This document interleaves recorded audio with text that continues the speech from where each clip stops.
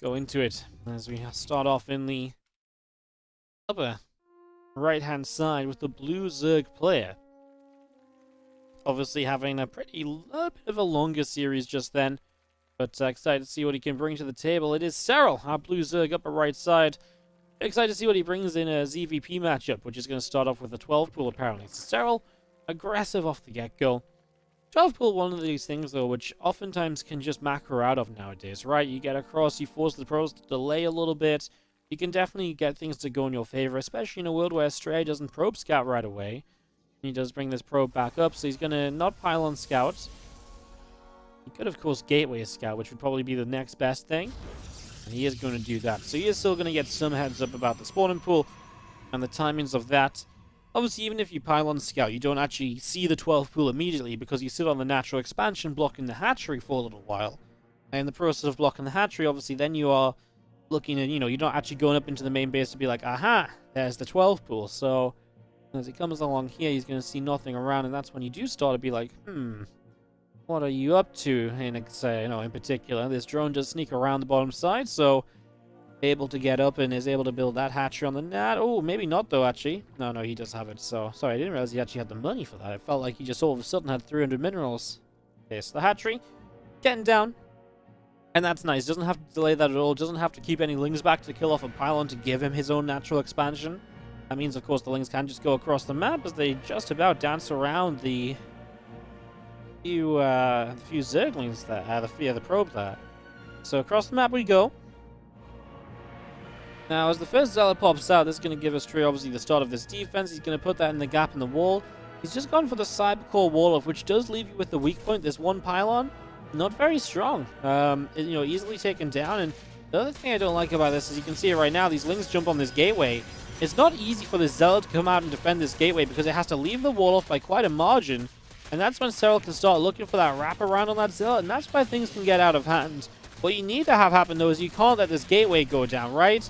You're playing a single gateway and you lose it, you're in a lot of trouble. The first zealot is actually in a bit of trouble itself. It's on a pretty rough position. It's not the worst position, but now the other zealot's kind of low, and if it comes out to try and fight this, which it kind of has to because this gateway is going down, Serral dives for it. He doesn't quite get it. Oh my god, 16 HP. Gateway just lives. That's a massive clutch save from Astrea. If he doesn't have a gateway at the end of this, this is such a horrible position for him to play from. But obviously that is not what happens in the slightest. He keeps it alive and, only just manages to keep himself in a more playable position right now. So, oof. That was a little bit scary, to be honest, wasn't it? That wasn't pretty. Alright, well, 2 adepts sitting out the front. We do see the Overlord of Serral moving into the main base. So going for a little bit of a scout around. Stalker is chrono boosting out. We do just have again the single zealot of Astrea. Continuing to move up toward the upper right-hand side. Let's go for a little bit of a move across the map. The zealot going to be joined by the adepts as well. Obviously, this is the pressure you like to put on at this stage. I can't believe how close he is to killing that gateway. If that gateway just goes down, the difference that makes in this entire game. So clutch from Astrea to keep that alive, as we do have the, again, 2 adepts and zealot coming around the top side. Gonna start shading those 2 adepts forward in towards the natural mineral line. Lings are kind of following them, of course, for a while, but they don't go all the way. I'm just going to be seeing the queens out here to keep the couple of other units pushed back, stop them from really getting too much done. So we do see that pushed away, and this game continues on. With Serral, I think, in a pretty happy position, right? 3rd hatch is late. I tell you what, the 3rd nexus is real quick from Astrea. I kind of like this response. You don't usually see this happen. Serral sees it. Yeah, it makes sense. You've got a bit of map control, you get the base down. The downside of this is you really don't have any tech for a long time. This is quite literally a 3rd nexus, and then just extra gateways. So all you're playing with is gateway units. So it does take away from the future of the game, right? You're not going to have anything like Blink or Charge, Glaives, no Stargate units, not even a row. Like, there's a lot of downsides to it initially. But if you get away with it, the greed of that economy is absolutely going to kind of become, massive in the later stages, and that's going to become a huge deal.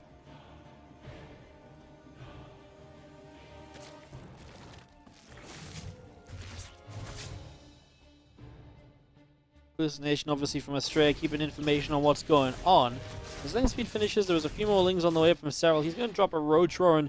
That's his game plan. He's only on a single gas at the moment with the Lair on the way, so they'll need probably at least a couple more gases to sustain a Roach style. Depends exactly the sort of style he wants to go for, as we see a few more of these Lings being picked away at.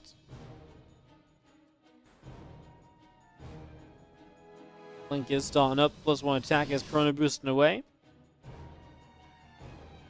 Again, those are the upgrades on this bottom side of the map. There's going to be a pretty big deal. So again, Forge +1, Blink on the way up. All of this coming through right now as our lair going to be finishing in the main in just a moment or two.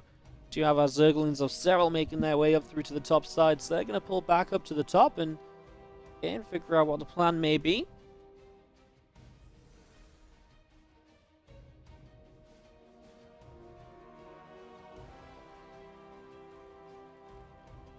So yeah, +1 missiles, roach speed. Oh, he changes from +1 missiles. He decides to go +1 melee, so moves away from the missiles into the melee instead. I can get behind that. I like it. Obviously just wants to play a bit more kind of Ling Bane focused rather than Roach focused, which I never think is really a bad thing, especially when you're going to play against these Stalkers on +1. You know, Lings are really good at wrapping around these units. Lings are really good at kind of getting that surround and working on that, so I can imagine that being quite important here, as we do just have our Observer. It's going to wiggle its way up to the top side. So finally, Astrea is starting to get some tech and hence vision on this map.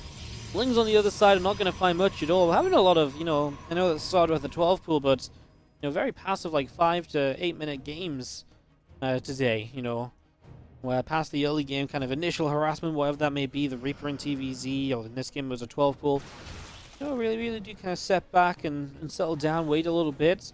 Now Astrea is getting ready into a bit of a better position with this army, making its way up through the center. So coming through the middle of the map, the Observer helping to clear the pathway. Creep going down, here we go, some force fields come down. Ling Ravager kind of jumping on this, and Astrea in a little bit of trouble. The Ling's getting a decent surround. They don't have any upgrades or anything just yet, apart from the Ling speed, of course, but no melee upgrades. Serral, I like this. Using, you know, just fighting on the edge of his creep, but still jumping on the Protoss army as soon as possible, right? Like, it's the soonest possible time where it just makes sense to jump on top of this, and he trades well. The sentries are dead here. The Stalker's actually going to get a little bit surrounded. They've used their Blink. They just are able to get away from this. Serral continues down the bottom side. He's going into a hive. Baneling speed behind this. He's still got the melee upgrade coming through. This was never intended to come in and, you know, end the game or to kill off Astrea. It's just an opportunity that he's seen that he's now pushing further forward on and trying to capitalize with. He doesn't do too much else chasing it down. As we do see Colossi on the way from Astrea should give him a much safer kind of setup in the game. Once Colossi are, it goes a very different way. As the two of them join up together, extended thermal lens on the way through, and Astrea will continue to bring an army up the left-hand side. Going to clean out a Zergling already, so takes down that. So clean up the Ling, and otherwise just going to be set to try and get a little bit more done in this game, right? I mean, the Colossi obviously looking to trade really well against what Serral is building, but that's why Serral has a hive, right? You build Vipers, then you've got an answer to Colossi, and that's how this game gets into the later stages now. Serral is enticed into later game tech, and then we've got to see Astrea trying to fight against that.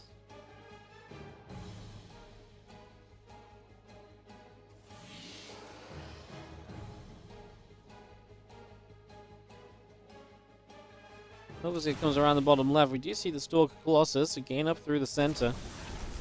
The Prism in the main base is going to unload a few of these Zealots starting to go in. Let's start targeting down that Spore Crawler. This one pulling a bit of trouble. Now Drone's in a bit of trouble as well. Spore Crawler is going to try and get in position to try and deny the Prism. But yeah, the Swarm Pool is going to go down. So the little Prism play is going to turn out to be very annoying. And this is obviously taking Serral's attention away from this attack coming up. Now, you have to defend this attack without Zergling production, which maybe isn't the worst thing, because hey, you're up against Colossi and Stalkers, and you don't even really want to have like a massive Baneling count here either, as Serral, he's just not ready on the rest of his tech yet though, right? He's missing the, you know, Vipers. He doesn't quite have the...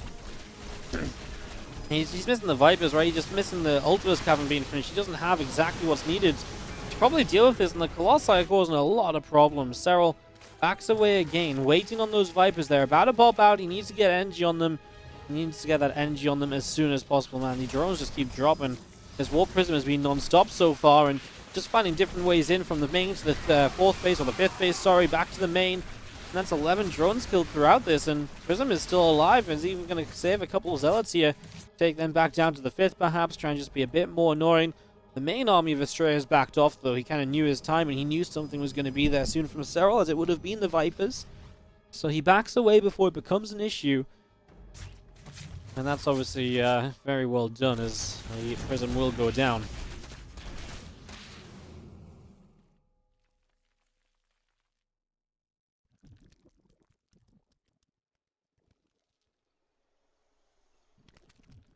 Being Ravager of Serral still setting up on the left side. More roaches making their way through the center.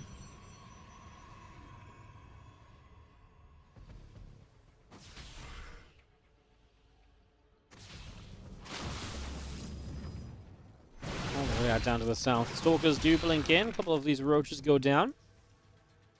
As the Chitin is playing just past the halfway point. Again, a few more ultras coming in. Adrenal glands on the spawning pool to finish up shortly.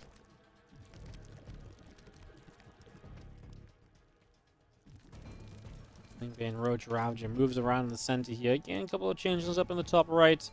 More roaches of Serral around the right side. Stalkers are making their way around as well. And take down an Overlord, and Serral gets supply blocked as Ultras come onto the field. Ultra's this kind of weird unit comp right now, which is like, it actually is quite good against Stalker Colossus, I think. But the Immortal's starting to be mixed in. I'm not sure how good it really is anymore. The main part of the Ultras is just being able to break through the force fields, and it really means the rest of this army should be able to continue to collapse in on top of Astrea's forces. But don't get me wrong, Astrea's army is terrifying. Storms, Archons, Immortals, Colossi, even his gateway units being Stalkers, I think are pretty great, because they're just going to be tankier than anything else you would usually have against Banes. Like, his army value must be through the roof. 6k, 4k gas in this army. It's so expensive. Obviously, that means it's very difficult to replace. That will be the problem if he loses it, but do you lose it, right? I mean, first storms are beautiful across the units that try and move in, and Astrea puts himself in a position to deny the fifth base. Big drone storm as well. 11 drones die. The others just about out alive. Storm's coming down again. Beautifully placed. So many of the Banes on the bottom side will do nothing. Astrea is going to get hit by a blinding cloud. He does lose the Prism. That's a game changer. If he keeps that Prism alive, he might end the game with this continued push forward. Now, he's probably afraid of continuing to push forward without reinforcements, and it makes sense. Why would you put yourself in danger like that? Well, just don't, you know? Don't go there. Don't do anything you don't need to. Oh my. Well, the Roach Ravager of Serral pulls back around the left, and it does feel like Serral's scrambling together a composition which I don't know what you really build right now with what Serral has. He's going to go 5 more Ultras. I think the bigger problem was that Serral just took every single storm straight to the face, right? Like, the storms were fantastic. The first 2 that we saw before the bigger fight. Then when the bigger fight happened, he pulled away from a big group of Banes and double stormed them, making sure they went down. And that was just like 20 Banelings or so that got caught in it. And they didn't connect on a single thing. Okay, well, Serral, I mean, the big issue for Serral is right now the resources lost is absolutely not going to be in his favor. This has, you know, obviously we just came out of the ZvT with Serral, and we talked so much about how that ZvT is meant to look in terms of resources lost. It's a similar story here. You know, if Serral is going to be behind on resources lost, then he needs to be mining more. That's clearly not happening. As Astrea comes up, and this left-hand side base is taken down, so Hatchery falls. Work is picked off as they were looking to long-distance mine from that location. Bane still trying to crash through the bottom side, getting the gate, the robo, and powering the pylon as well. He's actually got a couple high tempo here. Hits one feedback, hits the other as well. Storm's coming down everywhere. There's not actually anything in particularly good to storm right now. You know, it kind of feels a bit silly sometimes storming Ultras, but yeah, what else are you going to put them on? Serral supply ain't enough, guys. These few Immortals that were here put some serious damage out on those Ultras, and yeah, I mean, now Ultras get chased away. A new round of Banes on the way up. I mean, if there's ever a time for the Banes to be good, probably now when there's no storms left. But these Colossi, I gotta say, 22 kills on one, 27 on another, 11 on this one, 26 on this one. They've just been alive this entire time, right? Being able to, you know, preserve the Colossus count has just given him this constant, constant kind of well of splash damage that he can rely upon. And it's that Colossus retention that maybe more than anything saves him in these fights. Because if the Colossi were dead, some of these fights would have pushed Astrea back. But there we go. Finally, the Viper's finding abducts, and that's just not happened until now. Those are like the first abducts we've seen on Colossi. Second Colossus goes down as well, as Serral is looking to push this back down the ramp. Astrea will kite away, and he's going to get rid of all the Ultras. The Ultras are so expensive, and Serral just knows he's trailing units into a bloodbath that he's not on the winning side of. Astrea is going to win game number 1 against Serral. It did feel like from the start that Astrea had something of a, with the faster third Nexus and all the rest from there, it really felt like he was on his way towards a good position. And he really made the fights happen. He really took the right engagements, teched at the right time to make sure he could take all of those fights and comfortably move into this game 1 victory. And Serral is... So, as one player crashes out, let's dive into game number 2. In the bottom left-hand side, our blue Zerg player is going to be Serral. Down a map in this best of 3 as Astrea shows up strong on Jagannatha to open the series with a map win. No countdown. That's what happens when somebody lags out. It's kind of amazing. They implemented the countdown system for when loading screens are differing lengths and stuff to make sure everyone's ready and so on. But the countdown doesn't happen if somebody lags out. Because the game takes so long to start, the countdown, there's something about the countdown which if the loading screen is a certain time, the countdown gets skipped for whatever reason, like it's something in the code. It's obviously not meant to happen, but it was just an oversight and never got fixed before we lost our Starcraft 2 dev team.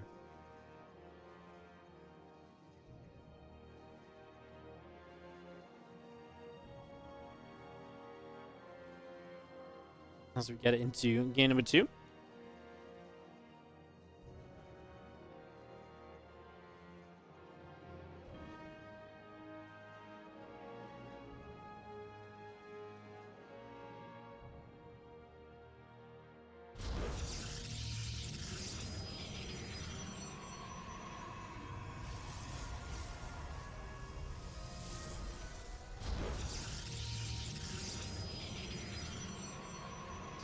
So we got Nexus down. Hatch, gas, and spawning pool all coming into action here. A couple of workers starting to mine away. I'm just going to be seeing the probe heading down to this bottom left-hand side. And a little bit of scouting in the early stages. Obviously no 12 pool this time around. It did feel like the 12 pool was so close to being so good, right? And it was obviously... the follow-up from that was obviously a little bit of the issue, right? That... that kind of continuation where we obviously went from, Astrea kind of defending it to all of a sudden he's just building the third Nexus already, right? So you're already building the third base as Serral is just now starting his own third.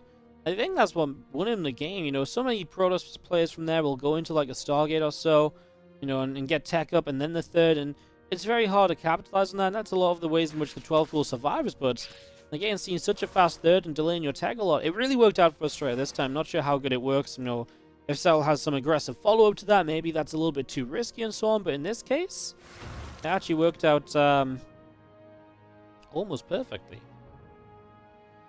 So yeah, really, I mean, again, it's more than that as well, because I would never say that Serral was dead from that opening. I think maybe you come out of it and you look at it all and you're like, okay, Serral's a bit behind, but... the thing about Serral is when Serral is a bit behind, you never really count him out, right? So you never really expect him to just then lose. But in this scenario, he obviously really just was not able to take the fights he needed. It was really just good fights again and again out of Astrea. And again, I loved the time in which the tech showed up again and again, right?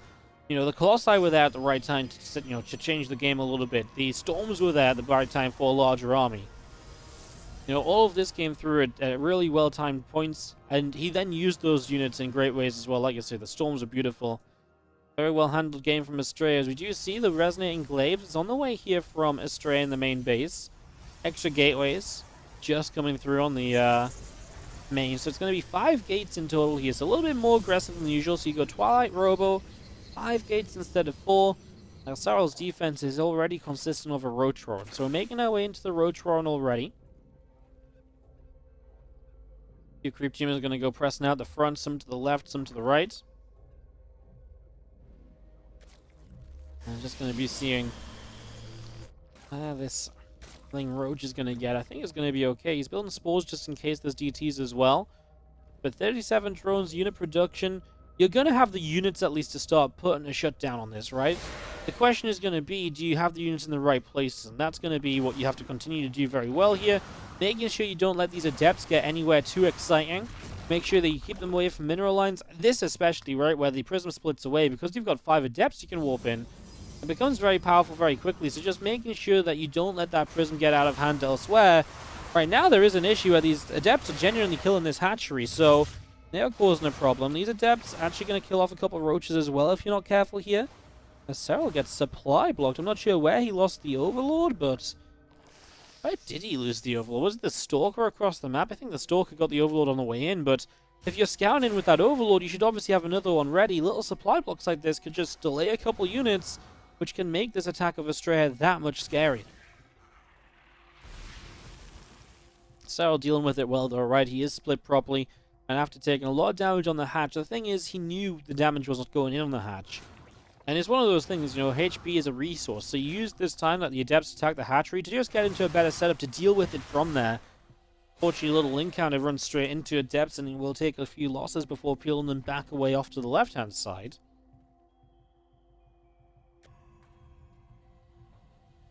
Serral up to the top, the adepts get here, turn those Zerglings around once again. Nexus on the 12 o'clock position, and just going to be seeing the prism. Still with a few adepts inside moving around the left. We do see +1 missiles coming up on the evolution chamber. This thing's coming down now again. A little surround on adept as well, so adept taking some hits. Gonna get lifted up, saved, brought over to the left-hand side.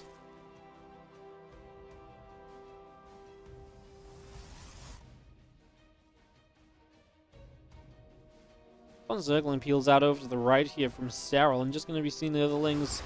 Wanted to come through, does manage to grab a kill on a Ling. Nice little pick off there. +1 attack, blink. On the way up, our Mortal Chrono boosting out of this robo facility.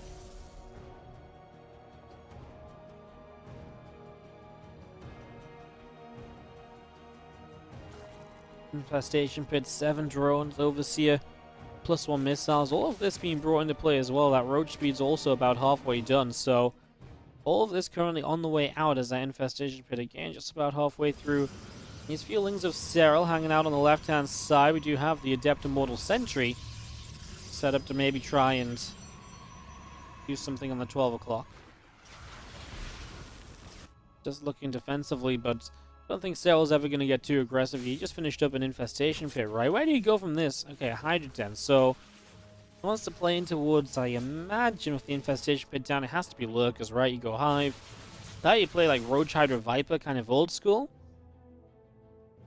Right now, I would just play Roach anything, because +1 and Blink is coming, so this timing of Astrea sets up. A little stronger than last time, because he has a couple of Immortals. Remember last time he actually came across the map, and Serral kind of jumped on him and pushed him back very quickly, very easily and effectively. I think it'd be a bit tougher to do it this time around with the Immortals in play. There's 3 of them in that army. Now we're going to see the Robo Bay down and moving in towards the potential, I would say, obviously, potential to go Colossi again. Could go Disruptors, especially as we go up against Lurkers this game. Disruptors might be a good way to kind of fight from a distance, fight from afar, get those shots off, and really just try and pick away at some bits and pieces. On the right side, Ling, Roach Rav just settles down a little bit. Still a few units coming through. Changeling goes down. Couple of Lings being picked off, and more Adepts down the left-hand side. Gonna come through here and see what they can get up to. So Adepts down the left. These units on the right are actually going to jump in, and they're going to do pretty well. Roach and the Ravager gets taken down, and a few Lings as well. Nice catch from Astrea, getting a few kills.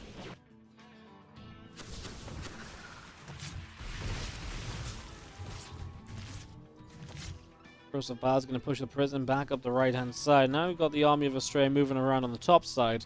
Double Colossi coming through. The +2 weapons on the Forge also coming into play.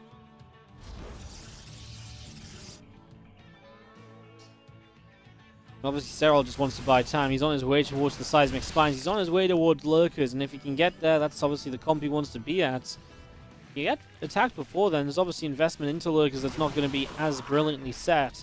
I mean, you've got yourself 4 lurkers on the way, but without the extra range, those lurkers obviously aren't as good as usual. Serral just being threatening enough to keep Astrea back, force him to drop a couple force fields and retreat away. And those are the little moves right now which just keep Astrea from taking advantage of this little timing that he might have. He's got 2 Colossi, but he's only just started extended thermal lance. I'm not sure you really still have a timing here because those Colossi on lower range are going to be an issue. Serral has a little counterattack poised on the upper left-hand side. It can go for the 12 o'clock location.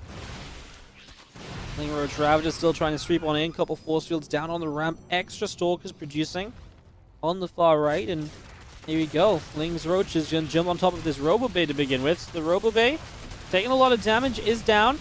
That's actually huge. You deny extended thermal lance. Kills a sentry here as well. Still run by. Forces the recall. Brings Astrea back home. And actually does serious damage. Like I say, losing the extended thermal lance, that was already a problem for me. Now you're not going to have extended thermal lance for another 2-3 minutes? Well, I mean, that really opens the timing at which you can get some damage done. These lurkers just got a few stalker kills. Looks like they're out of here. Obviously no adaptive talents yet, so it's the slow burrow. What are we at for detection? We've got 1 observer here. It's the only observer on the map. That's the only detection we have, so you're in a bit of a weird spot as Astrea. Do you build more observers? Or if you build more observers, you're going to spend time building less kind of robo units otherwise. These lurkers get a good couple shots off the start, and the Colossi do nothing more than really just running away permanently as the lurkers are now going to burrow up, and Serral's starting to take position on the 4th base. Oh, beautiful abducts as well. It was really missing from the last game, letting the Colossi stay alive for way too long. The retention of those really provided Astrea so many opportunities in the game and continued fights or follow-up fights after he was able to take a fight and the Colossi was still up and running. Gets 1 more yoink and that's every single Colossus just dead and gone. Obviously easier to hit those yoinks because the Colossi have to come further forward in the first place to be able to engage because they have no Colossus range. So there are reasons to that, as Serral will lose a hatchery on the left-hand side. So it's not all about Serral here. Astrea is at least getting some progress on his own accord, but he's also still kind of fighting against Hydras and stuff that are going to just be a little bit too much, right? Too many units down the reinforcement lines. He gets this base.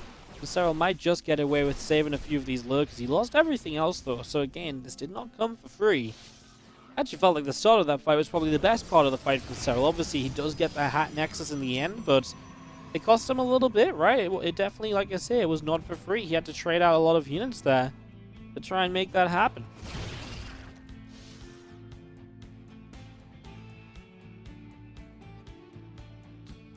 You see a few High Templar warping in. Storm is on the way up. I mean, the difference Storm made in the last game was absolutely critical as well.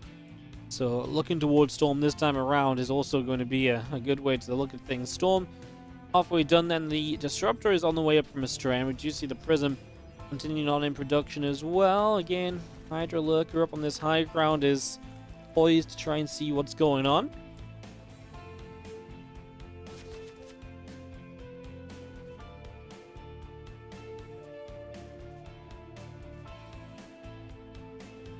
Mostly your Disruptor count's kind of getting up a little bit, and with Disruptors you can obviously land great shots and maybe tilt a fight into your favor. That's a lot of what Astrea is going to hope for here. Some good Disruptor shots followed up with some of those Storms, and Storms on this Hydra force is going to be good, and that's actually a beautiful Disruptor on top of 2 Lurkers and the Hydras that were trying to retreat away from Storms. Serral was boxed into a tough position there. He didn't actually have any good way to go. The Disruptors just had that little bit of a flank that did so much. Now the Lurks on the other side are going to show themselves though, and okay, now Astrea is boxed into a corner and all the walls are made of Lurkers. Everything goes down as he attempts to recall, but it is unsuccessful, and that's just going to do it. Serral will get game 2.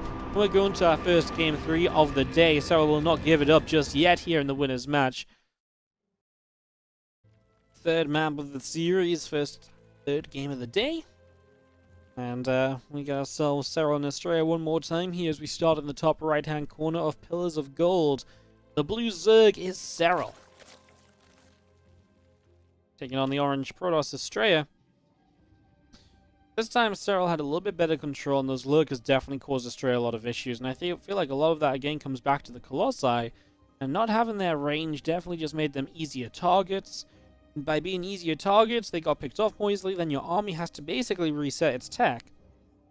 And in the process of resetting tech, you just don't have enough to really compare with what Serral comes out with. And that was the the biggest issue there for Serral. For Astrea, sorry. After Astrea really controlled the fights in the first game, right? This time it really felt as though it was Serral who was like, right, okay, we fight here, we fight there. We're going to take this fight, and that's good for me. We take that fight, that's good for me. You know, all of these things just definitely seemed as though Serral was like, yeah, everything's going my way this time around. And obviously, you can refer to a lot of that off of the opening, right? I mean, this time Serral didn't open with the 12 pool. Astrea doesn't get greedy after and doesn't get into that position to get into, you know, such a controlling point of the game.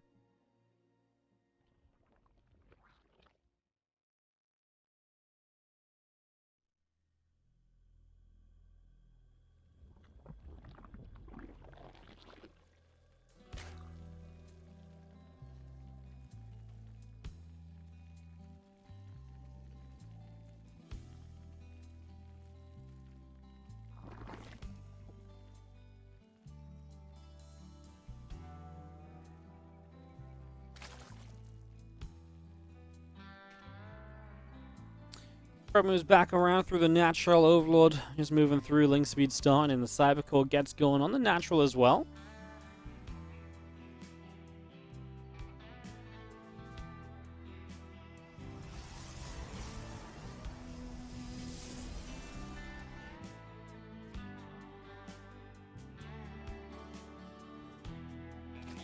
Just on a bit of a patrol, link speed, couple queens on the way through. Obviously, third hatch goes to the right-hand side. We've been seeing this right-side third hatch more frequently in ZvT. In ZvP, not so much of it, but intrigued to see if he continues with the fourth base on the far right side as well. That's what we see in ZvT, and it works because a lot of tank positions, etc. around here are very difficult to deal with as a push on this fourth.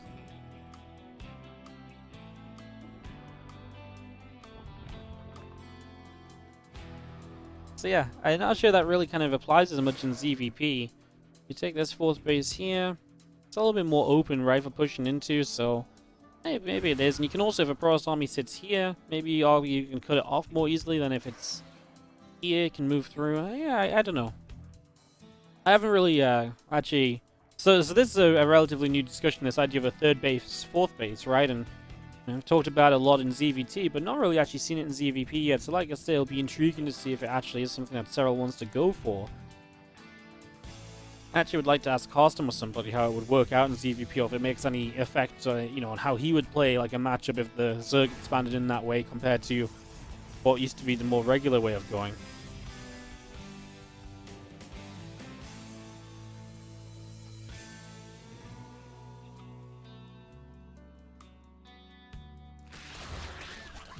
That's going to come in. That's going to be a probe again, surrounded pretty much immediately.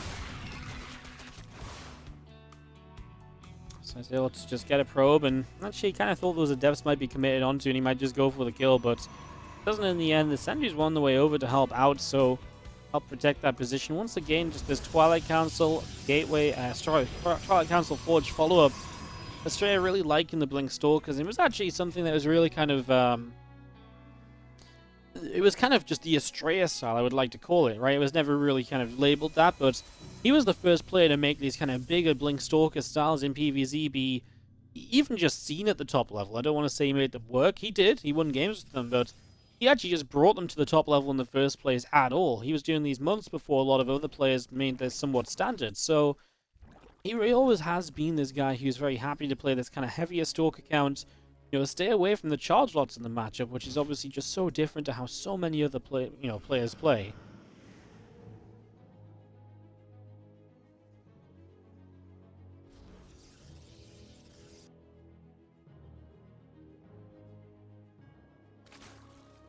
Destination up to the top, and just going to be seeing our Blink coming through, plus one attack on the way.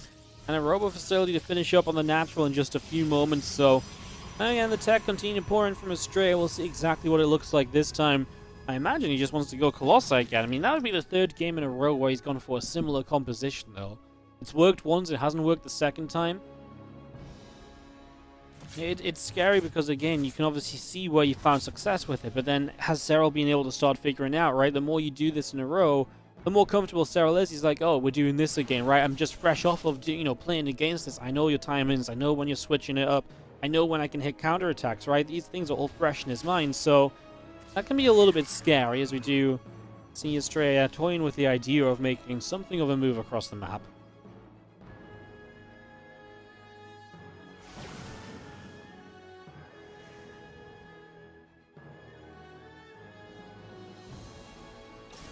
So Astrea moves over to the right-hand side. We do have the hallucination flying through. A couple of Ravagers going to finish up, and Infestation Pit is also going to be done in a moment from Serral. So, and all of that completed. His +1 missiles is on the Evolution Chamber.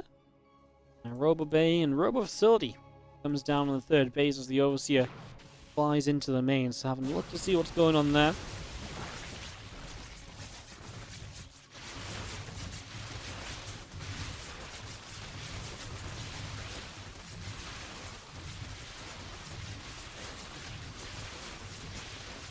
Takes down these rocks, obviously opening up the map a little bit. Serral needs to dig his way out of this supply block at the moment. As again, Astrea just kind of playing around. It feels like a dangerous game, but he's got so many force fields that he should never really get caught. Obviously, you can still make that error, but you know, we're at the highest level of play right now, and at the end of the day, if you don't take risks, it's a calculated risk. The risk is, you know, you might mess up the fight, but Astrea says, well, if I'm going to beat one of the best Zergs in the world, I need to play my best Starcraft. And that involves being on the map. That involves not being afraid of making the mistakes. And just believing in myself to execute properly. Because, you know, cleaning out creep teamers, getting a couple extra kills, putting extra pressure on. These are the kind of things which will help you win this later game setup against Serral. I'm not sure I like these Stalkers blinking the way that they did. He kind of blinked back as he was taking damage, when in reality he should have been in full retreat mode from the start, I think. Took him a little while to turn this one around. Stalkers load up into the Prism and the Lurker Den, building in the main.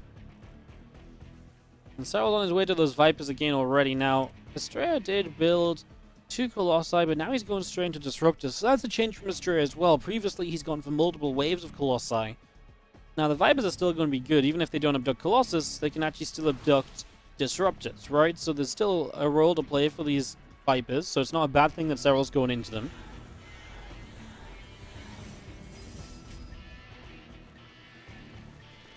And Ravages and Roaches moving around the right. We're just going to be seeing just heard a swipe of something there. I'm not sure if it was already cleaned up or so. Maybe just a Zealot that was around. Astrea's not really finding a way to get across and put pressure on. But again, his tech choices are growing, right? And, you know, obviously, as is Serral, he's getting into those Lurkers now. But Astrea has got the tools to fight against the Lurker army at least, right? And last time, it didn't go so well for him, but a lot of that comes down to army position. It's a nice snipe on an Overlord. Supply blocking Serral again for just a few moments. And it's been an issue a few times now in this game, as it gives Astrea a chance to come straight up here. And he's actually going to get rid of a few creep tumors, which is great. Nice abduct. Stops that Disruptor shot. Not sure the Disruptor would have hit anything, but it doesn't matter. You actually get to kill the Disruptor, which is, of course, just big value. So, again, getting in there with those Vipers. And what's interesting for Astrea is he's made the Dark Shrine. So, instead of going Templar Archives, he goes Dark Templars instead. That means he's not going to go to Storm as quickly, but also it means he just doesn't have High Templar to feed back these Vipers. That was kind of okay in game 1. I don't think the Vipers were a big role, but they were a massive part of game number 2, and a huge reason in which this second game went the way of Serral. So to not go Templar Archives before Dark Shrine, I feel like that really just gives Serral even more opportunity perhaps to make use of those Vipers. Now, as it stands, the Templar Archives is on the way up. But again, what do? You don't have a lot of gas. Are you going to warp in DTs at all? He's also trying to afford to switch into a Stargate. It feels like Astrea is trying to afford everything at the moment. And it's just so possible, you know, it's just so impossible to afford everything, right? How do you get everything at the same time? I'm really intrigued as to what he prioritizes. Does he build some DTs for harass? Does he get those High Templars into the army to help against the, you know, help against those Vipers? Or does he continue into the fleet beacon as his priority and going towards extra Stargates? Those are his 3 choices, really, based on all the tech he's just built. Right now, he's not using any of it.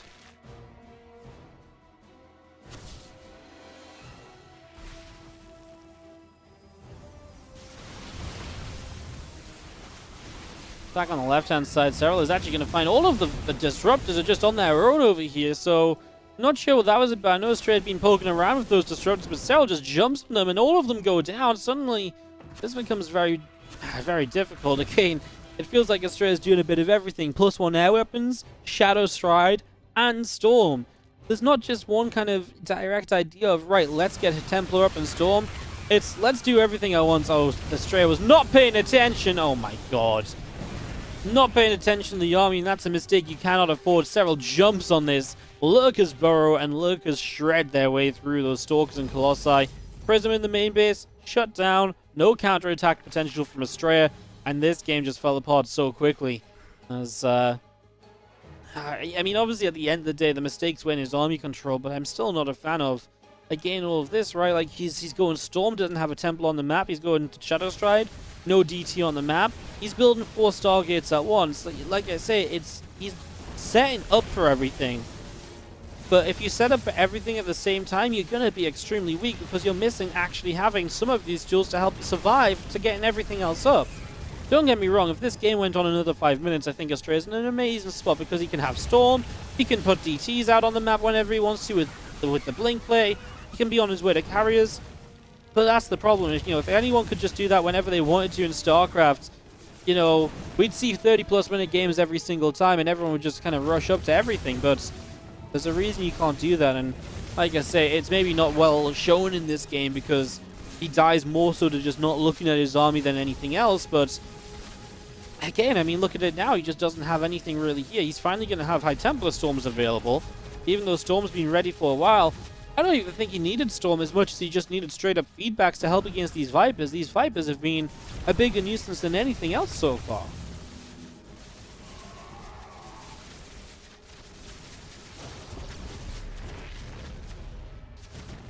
Another Storm comes in. Lurkers are just slowly making their way up this ramp.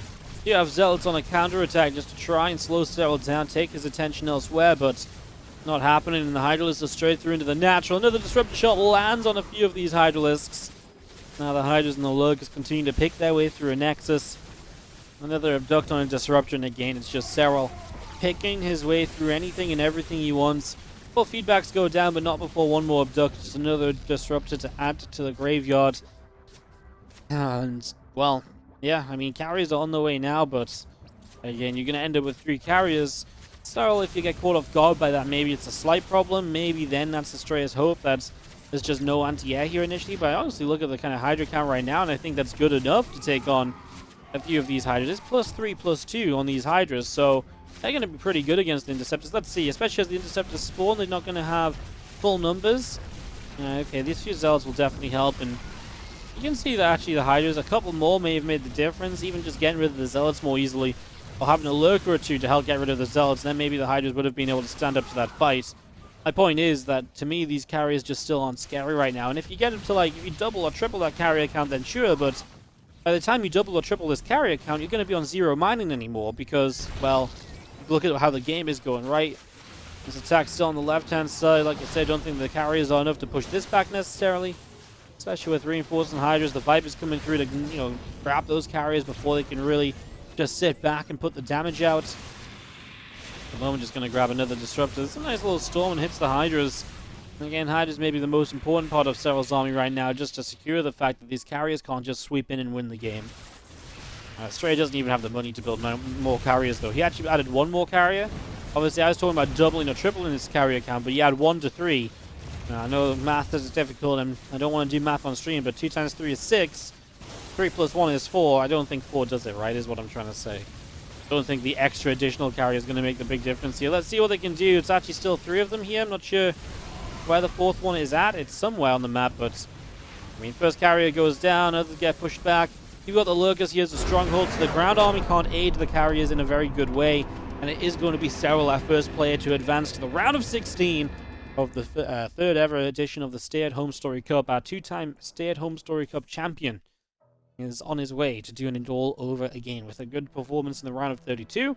Some long games for him, but for the most part, I'd say fairly comfortable games where he has got the game under control. He knows what's going on. It was just that one game he lost where it was definitely felt like he was on the ropes. I don't know if I was ever really afraid for Serral in any of these other games that he played, and I think that's a testament to just how well he ended up playing here today.